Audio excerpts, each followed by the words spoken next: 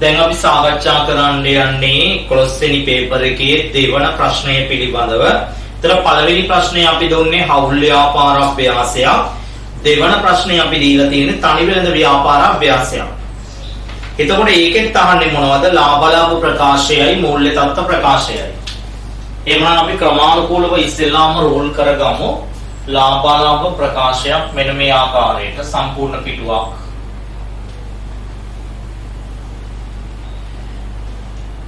ලාභ ප්‍රකාශයක් රෝල් කරගන්න සම්පූර්ණ පිටුවක්.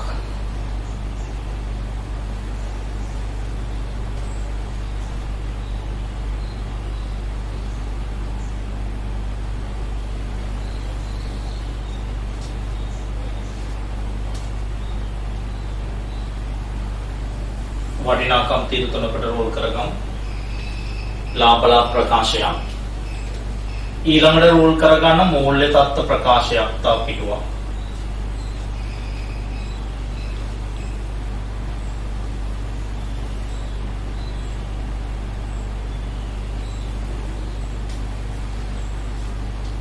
වටිනාකම් තීරු තුනකට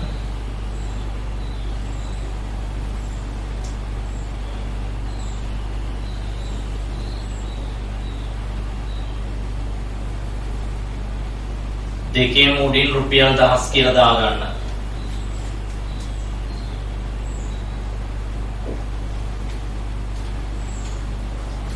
අපි එක විධිමත්ව නම් කරගමු ඉස්සෙල්ලාම.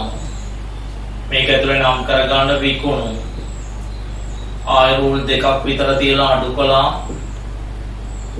විකුණුම් පිරිවැය. ඒක හොයන විදිය ලියන්න. ආරම්භක තොගය එකතු කරන්න ගැනුම්. ඒකෙන් අඩු කරන්න රූල් දෙක තුනක් තියලා අවසාන තොගය මෙතන රූල් දෙක තුනක් ඉතුරු කරන්න.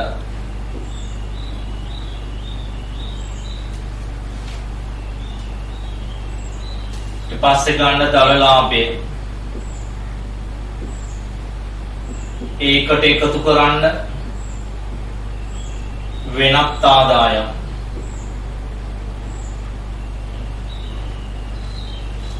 ඒකෙන් අඩු කරන්න වියදම් ಜಾති හතරක් තියෙනවා. ඉස්සෙල්ලාම අඩු කරන්න බෙදා හැරීම් වියදම්.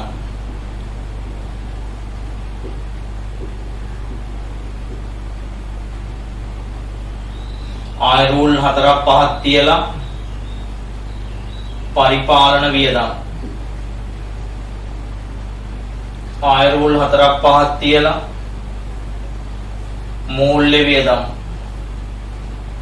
ඒකට රූල් 3ක් විතර ඇති. ඒකට රූල් 3ක් විතර තියලා එතන දෙකක් විතර තියලා වෙනත් වියදම්. රූල් 2ක් නැත්නම් 3ක් තියලා වෙනත් වියදම්.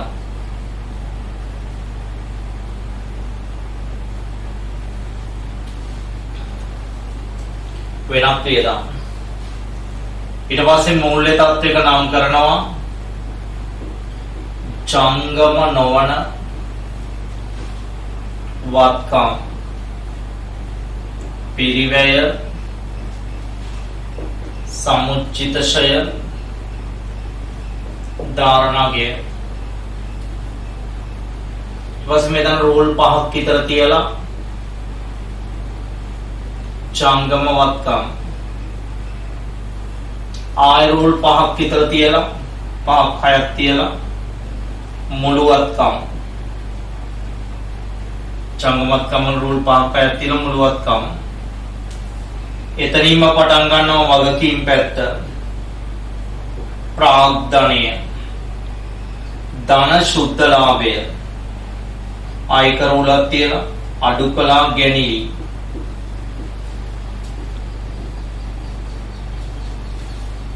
ඊට පස්සේ රූලක් විතර තියලා ජංගම නොවන වගකීම්. ආය රූල් 2-3ක් තියලා ජංගම වගකීම්.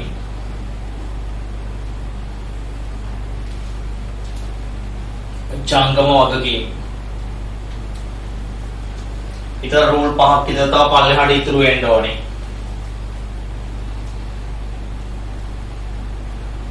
ඉක්මනින් ක්‍රමානුකූල රෝල් කළේ නැති අය ඉක්මනින් රෝල් කරගන්න.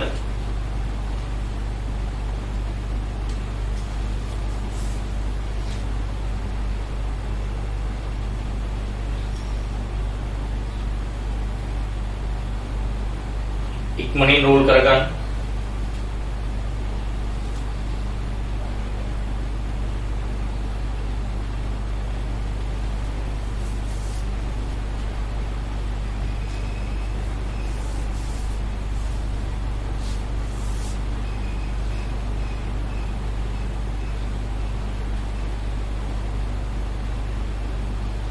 right මේකේ තියෙන අමාරුම ගැළපිල්ල ඉස්සලවට බෝඩ් එකේ ඊට මත නිසා අමාරුම ගැළපිල්ල අපි කලින්ම සාකච්ඡා කරලා ඉමු. ඒ තමයි තුන්වෙනි ගැළපිල්ල අමාරුම සහ අලුත් ගැළපිල්ල. බැංකු ණය ගැන. ළමයි බලන්න ශේෂ පිරික්සුමේ බැංකු ණය තියනවා 4000. තියෙනවනේ. ඒක අපිට සාමාන්‍ය වෙනදත් ගානක දෙනවා. ඊළඟට එතනම තියෙනවානේ ගෙවූ බැංකු ණය වාරිකයක් තියනවා කියලා 10ක. ආන් මේ දෙක රවුන්ඩ් කරගන්නකො. ඒතර බැංකු ණය සම්බන්ධයෙන් ශේෂ පිරික්සුමිය ඔච්චරයි දීලා තියෙන්නේ. 4000ක ණයක් ගත්තා 1000ක ණය වාරිකයක් ගෙවුවා. ළමයි වාරිකය කියන්නේ පොලියද ඇතුළුව. හැබැයි පොලිය කීයද කියලා ඔයාලට උතන දීලා නැහැ ශේෂ පිරික්සුමේ. පොලිය ප්‍රතිශතය කීයද කියලා දීලත් නැහැ. ඔන්න ළමයි ඔයාට දීලා තියෙනවා යටින් තොරතුරු. බැංකු ණය අරන් තියෙන්නේ 24.1. ඒ කියන්නේ මේ අවුරුද්දේ මුලම දවසේ. හරිද? 2021 3.25. ඒ කියන්නේ මේ අවුරුද්ද ඉවර වෙන්න ඔන්න මෙන්න කියලා තියෙද්දි හැම වසරකම මාර්තු 25 වෙනිදා මෙදා ඉඳලා හැම වසරකම මාර්තු 25 වෙනිදා 1000 ගානේ වාර්ෂික වාරික 5ක් ගෙවන්න ඕනේ. ඒකෙන් අපි ගත්තේ 4000 නේ ළමයි. 4000 නම් ළමයි 1000ව 4ක් ගෙවුවාම ඇති කියලා හිතෙනවනේ. නෑ 1000ව 4ක් ගෙවලා හරියන්නේ නෑ. මොකද හේතුව පොලියකුත් තියෙනවා. අපි ණයක් නේ ගන්නෙ. එතකොට 1000ව 5ක් ගෙවනවා කියන්නේ ළමයි යා 5000ක් ගෙවනවා. එතකොට 4000ක් ණය ගත්ත එක ගෙවලා ඉවරනකොට 5000ක් වෙනවා. ඒ කියන්නේ 1000ක පොලියක් තියෙනවා. අන්න මෙතන කියනවා පළවෙනි වාරිකයේ ගෙවප එක තමයි ඔය ණය වාරික ශේෂ පිරික්සුමේ තියෙන්නේ. බලන්න ශේෂ පිරික්සුමේ 1000ක් තියෙනවනේ. හරි. ඊළඟට මේ 1000 පොලිය හැදිච්ච විදිය දීලා තියෙනවා ළමයි. ඒ 1000 අය කරපු විදිය. කොහොමද 1000 අය කරලා තියෙන්නේ? පළවෙනි අවුරුද්දට 350යි. දෙවෙනි අවුරුද්දට 250යි. තුන්වෙනි අවුරුද්දට 200යි. හතරවෙනි අවුරුද්දට 150යි. පස්වෙනි අවුරුද්දට 50යි. ඕනනම් ඒ ටික එකතු කරලා බලන්න 1000ක් එනවා.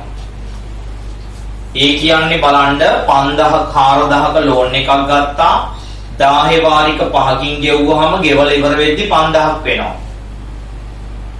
එතකොට මේ 5000 පොයි කියන්නේ 1000ක පොලිය හැදිච්ච විදියයි ඔය දීලා තියෙන්නේ.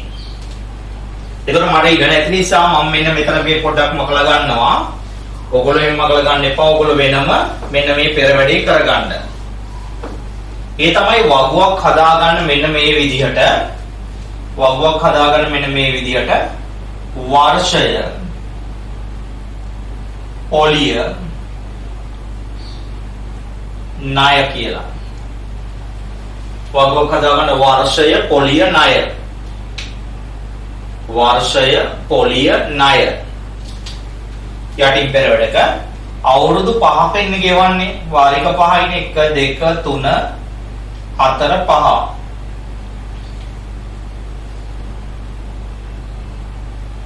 මෙතන දාන්නේ අවුරුදු 5 පොලි 5 ටික දාන්න 350ක් තියනවලු පළවෙනි අවුරුද්දට.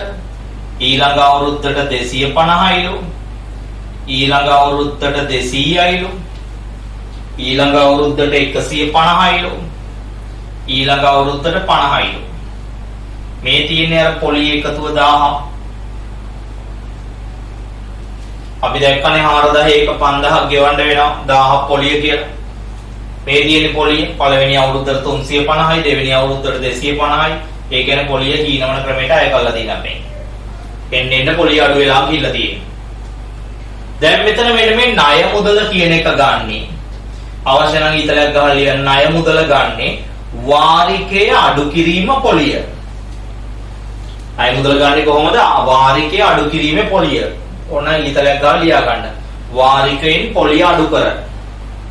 වාරිකේ වාට දීලා දෙනවා 1000 වාරිකයක් ගෙවන්න ඕනේ. ඒකෙන් 350ක් අයින් කරපුවම මෙතෙන්ට ගන්නවා 650යි. පොලියනේ අයින් කරන්න කිව්වේ. 1000න් 250ක් ගියාම 750යි. 1000න් 200ක් ගියාම 800යි. 1000න් 150ක් ගියාම 850යි. 1000න් 50ක් ගියාම 950යි. දැන් ඔයා ඕනනම් මේ ටික එකතු කරලා බලන්න. මේ ටික එකතුව 4000ක් කී.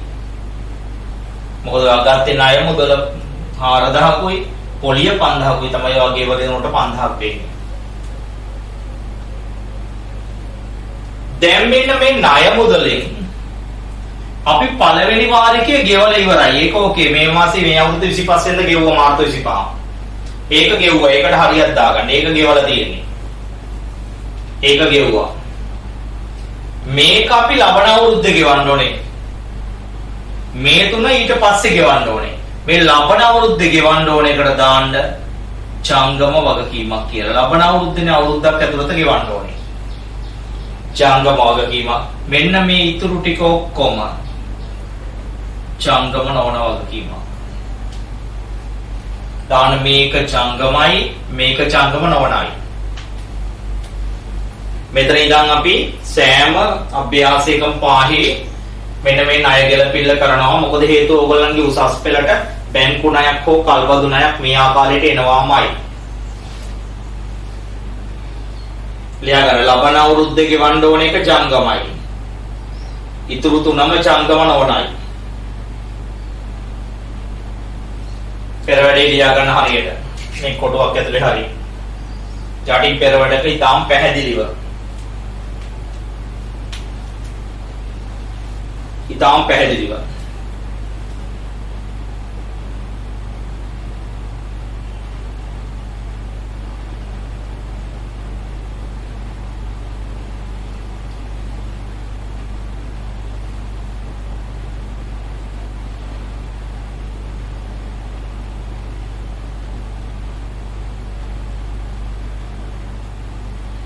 right. දැන් අපි ලියාගමු මෙන්න මේක. මෙන්න මේක. ඒ තමයි ළමයි මොනවද? ජංගම වගකීමක දාන්න බැංකු ණය කියලා.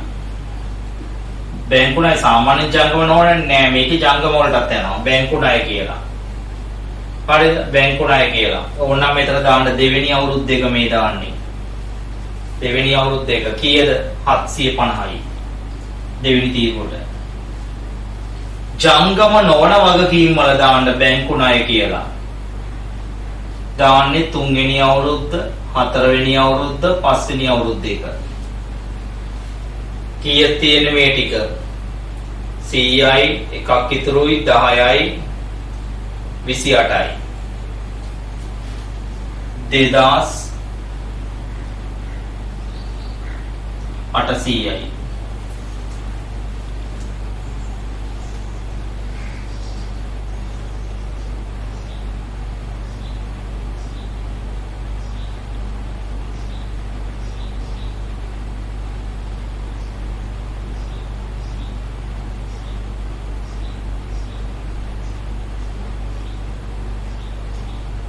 siapa ini dah sort sih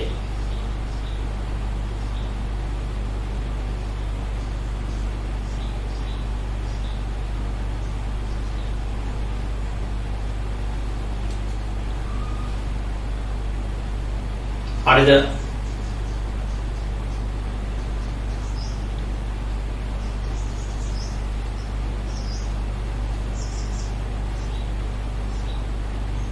අටයට 16 10 26 2600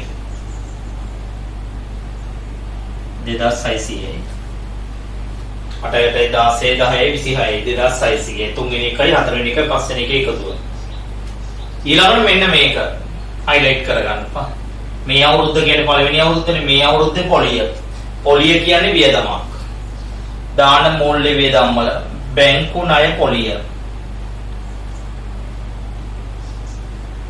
350යි පළවෙනි තීරුවට.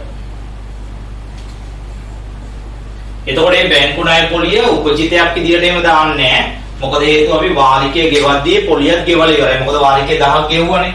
ඒ 1000 ගෙවුවේ මේ පොලියත් එක්ක. 1000 ගෙවුවේ පොලියත් එක්ක.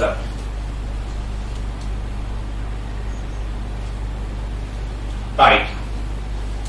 එච්චරයි තියෙන්නේ. ඒක අවසන්.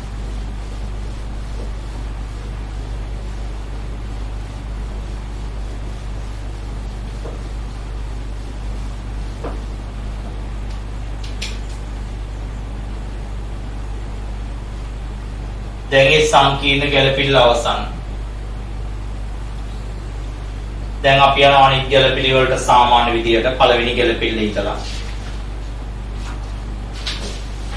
මොකද්ද තියෙන්නේ? අවසාන තොගය පිරිවැයට 800යි, ශුද්ධ උපලම්භතාවය 500යි. මේ මෙතන දාන්න අවසාන තොගය 800යි. ශුද්ධ උපලම්භතාවය ඊට වඩා අඩුයි. චංගම වත්කම් වල දාන්න අවසාන තොගය කියලා. දෙවෙනි තීරුවට 500යි. එතකොට මේ දෙක අතර වෙනසක් තියෙනවා 300ක. වෙනත් වියදම් වල කපාහල තොගය කියලා 300යි. කපාහල තොගය කියලා 300යි.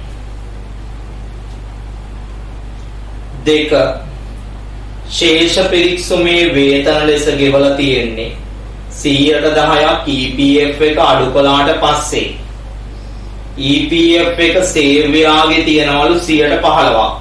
මේ දෙකම තාම ගෙවලා නැහැ. ළමයි අපි දල වැටුප හොයා ගන්න ඕනේ. අපි පෙර වැඩකට ගිහිල්ලා හොයන්න දල වැටුප. පෙර වැඩකට ගිහිල්ලා කොහොමද වැටුප හොයන්නේ? දීලා තියෙන වැටුප ශේෂ පිරික්සුමේ බලනවා. ශේෂ පිරික්සුමේ බලනවා දීලා තියෙන වැටුප තියෙන 900යි.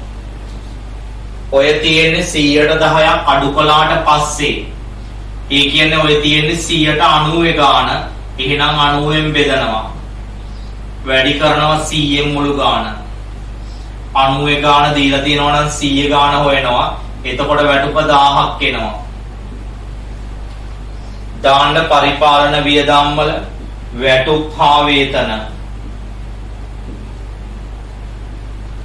1000යි. එතනම දාන්න EPF කාගේකද මේ සේවයාගේක 115යි.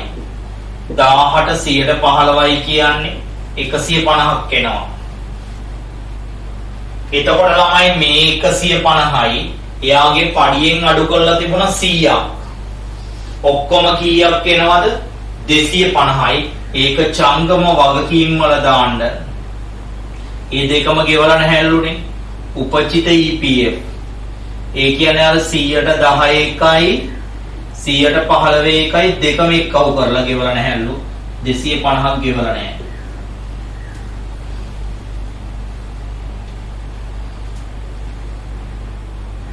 දෙසිය 50ක් ගෙවලා නැහැ. ඒක ඉවරයි.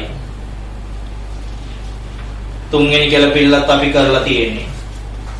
හතරට යනවා. උපචිත විදුලි බිලක් තියෙනවා 100ක. ළමයි විදුලිය දැනට තියෙනවා 500ක්. 500 නෙමෙයි 400යි. විදුලිය දැනට 400ක් තියෙනවා. එතකොට මේ 100ත් එක්ක විදුලිය කීයක් එනවද? 500යි. පරිපාලන වලට. ඒ උපචිත 100 දාන්න චංගම වගකීමක උපචිත විදුලිය කියලා. කීයද උපචිත තියෙන්නේ? 100යි. ඉදිරියට කළ ප්‍රචාරණය 200ක් තියෙනවා. බලන ප්‍රචාරණය 500යි තියෙන්නේ. ඒකෙන් 200ක් ගියාම එනවා 300ක් ප්‍රචාරණය. ආන්ගේ ඉදිරියට කරපු එක දාන්න චංගම වත්කම් වල ඉදිරියට කළ ප්‍රචාරණය කියලා කීයක් එනවද 200යි. ඊළඟට විකුණුම් හා ගැනුම් තුල 115ක වැට් එකක් තියනවලු. එහෙනම් අපි කියලා දුන්නද 115ක වැට් එකක් ඕකේ ඇතුලේ තියෙනවා නම් අපි ඔයා පෙර වැඩකට ගිහිල්ලා හොයා ගන්න ඕනේ විකුණුම් වල තියෙන වැට් එක කොච්චරද ගැනුම් වල තියෙන වැට් එක කොච්චරද කියලා. කොහොමද ඔයා හොයාගන්නේ විකුණුම් වල තියෙන ගාණ ඔය තියෙන වැට් එකේ 115ත් එක්කනේ. ඒ නිසා 115න් බෙදලා 15න් වැඩි කරන්න. මේකත් එහෙමයි 115න් බෙදලා 15න් වැඩි කරන්න. දැන් බලන්න විකුණුම් වල වැට් එකයි ගැනුම් වල වැට් එකයි ආදේශ කරලා හොයන්න. විකුණුම් තියෙන්නේ 9200යි. ඒක 115න් බෙදලා 15න් වැඩි කරන්න. කැලේ කරන් කීයද කියලා බලලා දාන්න. මෙතන තියෙන්නේ 4600යි. සමානයි කියලා කීයද කියලා බලන්න.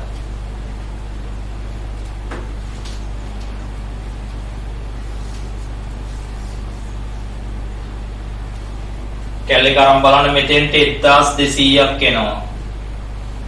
මෙතෙන්ට 600ක් එනවා. ඒ තියෙන වැට් එකත් එක්ක ඊට පස්සේ අපි කරන්නේ මේකෙන් මේ වැට් එක අඩු කරලායි මෙතන දාන්නේ.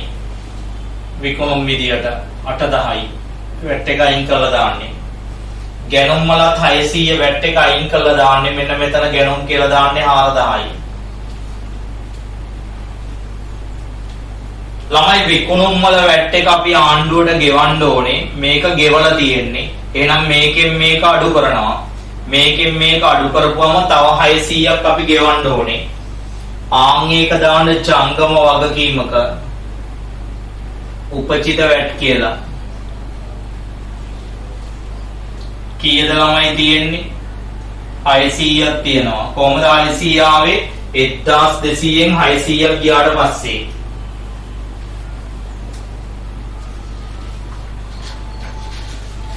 ඒක අවසන්.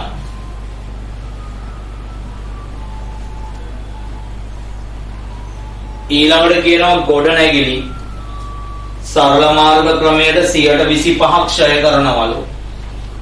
ළමයි උතන ඉඩමයි ගොඩනැගිල්ලයි වෙන වෙනම තියෙන්නේ. එහෙනම් මේ දෙක වෙනම දාගමු අපි මෙතන. මොකද ඉඩම් ක්ෂය වෙන්නේ නැහැ.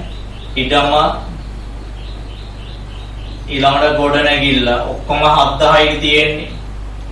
ඉඩම තියනවා කියන්නේ 3000යි. නේද? ඔව්. එහෙනම් ගොඩනැගිල්ල 4000ක් තියෙනවා. මේ ගොඩනැගිල්ලෙන් තමයි 125ක් ක්ෂය කරන්න ඕනේ. ඒක දාන්න පරිපාලන වියදම් වල ගොඩනැගිලි ක්ෂය කියලා. 125යි කියන්නේ 1000යි. බලන්න ළමයි ගොඩනැගිලි දැනට ක්ෂය වෙලා තියෙනවා 1000ක්. මේ 10ත් එක්ක සමුච්චිත ක්ෂය කීයක් එනවද? 2000යි.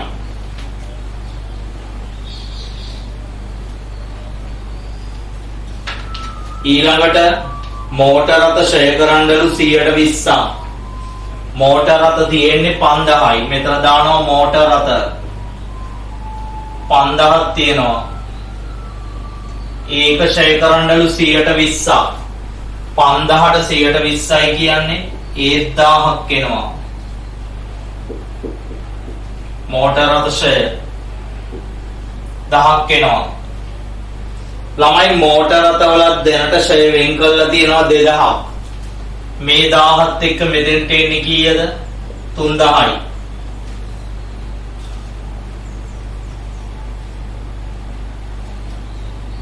අන්තිම ගැලපිල්ල ලැබිය යුතු වලින් 70ක් කපා හරිනවා. කපා හරිනවා කියන්නේ බොල් ණය. අපි බොල් ණය කියලා ලියන්නේ නෑ ළමයි. ලියන්නේ මොකක් කියලාද? හානි කරන අලාභ කියලා.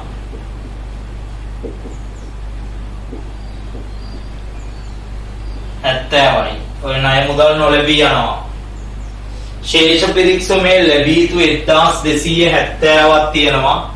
ඒක ලියනවා මෙතන ලැබිය යුතු ගිණුම් කියලා. 1200යි එන්නේ 70 කපලා ගියාට පස්සේ ඒකෙන් අඩු කරනවා හානි කරන අලාභ ඉඩහැරීම. ඉඩහැරීම කියන්නේ අඩමාන ණය වෙන් කිරීම. කොච්චරක්ද 100ට කීයක් වෙන්න ඕනෙලුද? 5යි. 1200න් 100ට 5ක් කියන්නේ 60ක් වෙන්න ඕනේ. අඩු කළාට පස්සේ එනවා 1140යි. 1140යි. 1140යි. හානි කරන අලාභ ඉඩහැරීම 1140යි.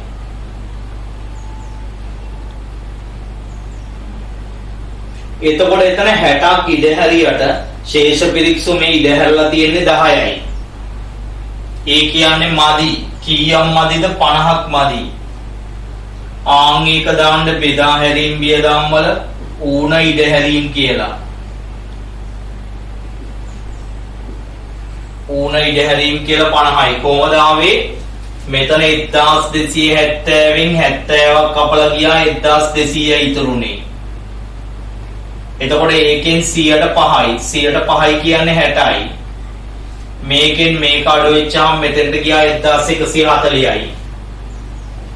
එතකොට ඒ 60ක් තිබුණාට ශේෂ පිරික්සුමේ 10යි තිබුණේ 50ක් මදි ඌණ ඉඩහැරීමක්.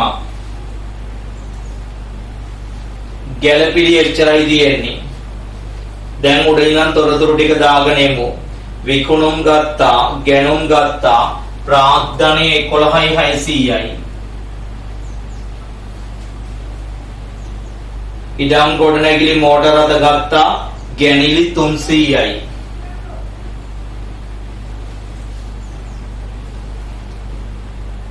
ගෙවූ ණය වාරික බැංකු ණය ගත්තා අපි, විදුලිය ප්‍රචාරණය වේතන ගත්තා, ෂය වෙන් කිරීම ගත්තා, ලැබී යුතු හානි කරන ගත්තා, වෙළඳ ගෙවී යුතු 390යි.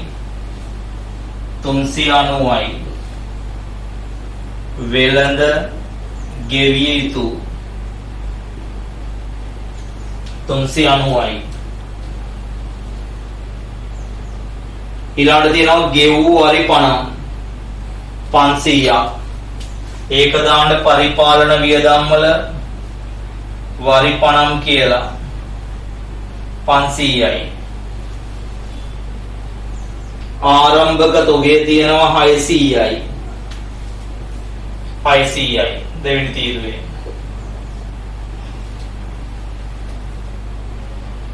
ඊළඟට මුදල් තියෙනවා 400යි.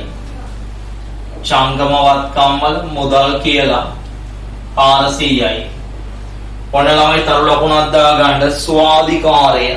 ස්වාධිකාරය කියන්නේ ළමයි අස්පෘශ්‍ය වත්කමක්. මෙන්න මෙතන දාන චංගම වත්කම් වලට උඩින් ස්වාධිකාරය. මෙතන තමයි ළමයි ස්වාධිකාරය, ආයෝජන, කීර්ති නාම ඔක්කොම අස්පෘශ්‍ය වත්කම් දාන්නේ. 5500යි. ඔච්චරයි තියෙන්නේ. දැන් බලන්න ඉක්මනට උඩ ඉඳන් එකතු කරන් එන්න සාමාන්‍ය විදියට. ඉක්මන් කරන්න වෙලා ගන්න නැතුව.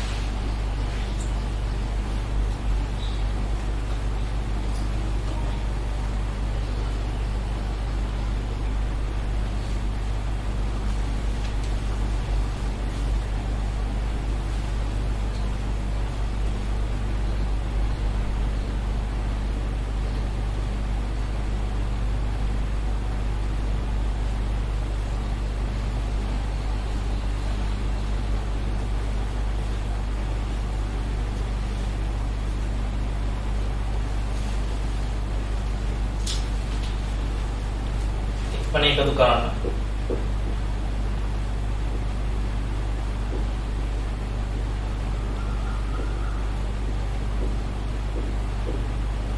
වෙනත් ආදායම් කිසි දෙයක් නැහැ.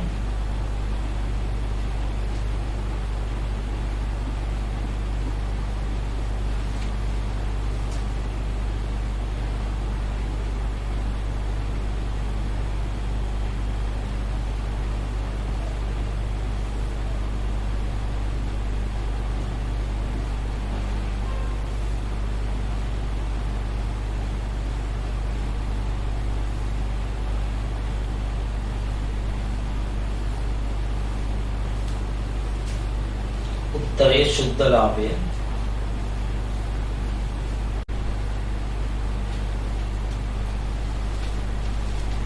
තුන්දාස් 500යි 3800යි 3800යි 5220යි.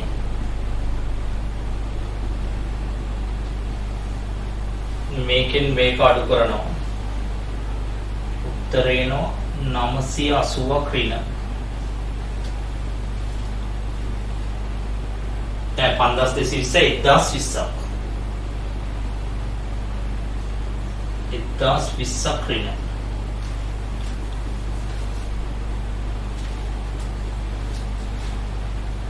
ඒක මෙතනින් අඩු කරන්නේ 1020ක් ඍණ අලාභයක්. කොට 10580යි. කොට 10280යි. දැන් මේක ගන්න. මෙතන 3000යි. මෙතන 2000යි.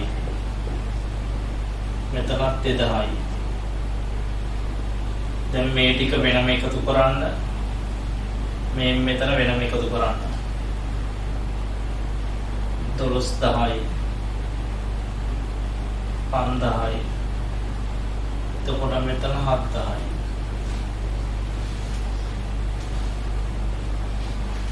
මේ ටික එකතු කරලා ගන්න 40යි.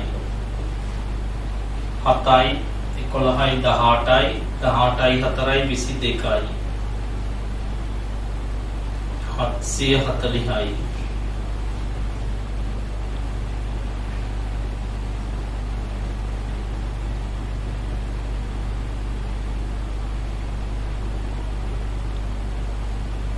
තයි 5යි 12යි 2යි 14යි.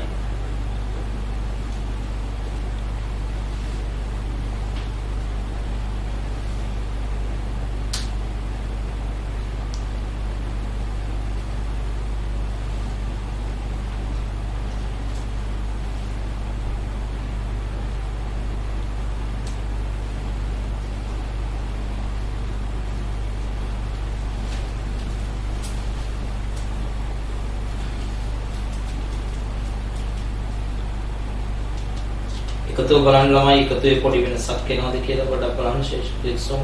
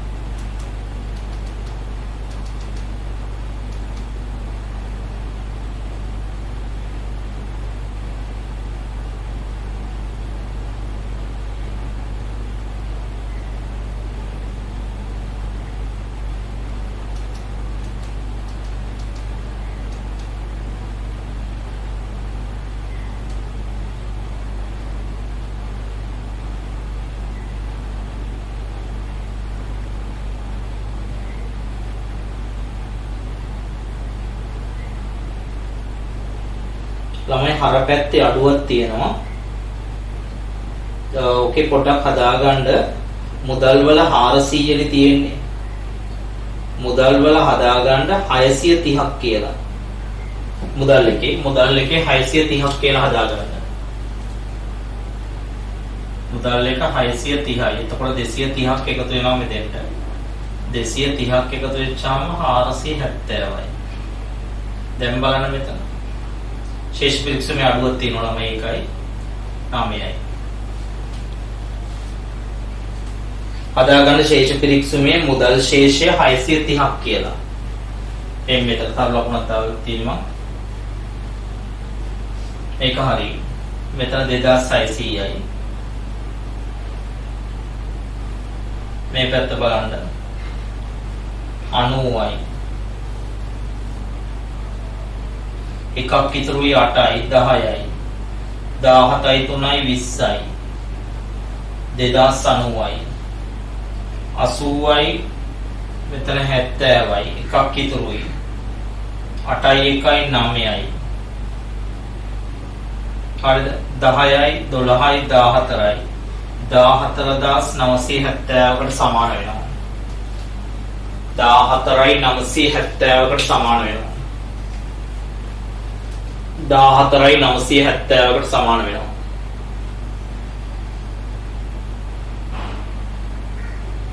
අඩුපාඩු තිබෙනම් හදා ගන්න 14970කට සමාන වෙනවා අඩුපාඩු තිබෙනම් හදා ගන්න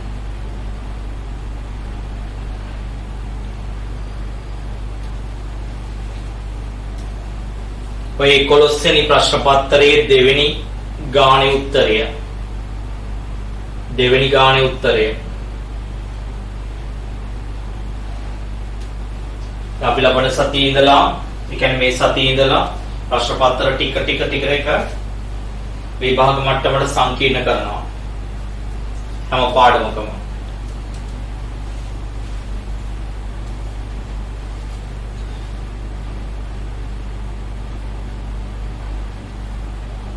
අඩුපාඩු චෙක් කරගන්න. උඩින් නම ලියලා තියෙන්න ඕනේ දෙකේම. ලාභලව ප්‍රකාශයේ උඩින් නම ලියලා තියෙන්න ඕනේ ජයදේවගේ ව්‍යාපාරේ 2021 3:31 අවසන් වසරට ලාභාලාභ ප්‍රකාශය මූල්‍ය තත්ත්වයේ නම ලියලා තියෙන්න ඕනේ ජයදේවගේ ව්‍යාපාරේ 2021 3:31 දිනට මූල්‍ය තත්ත්ව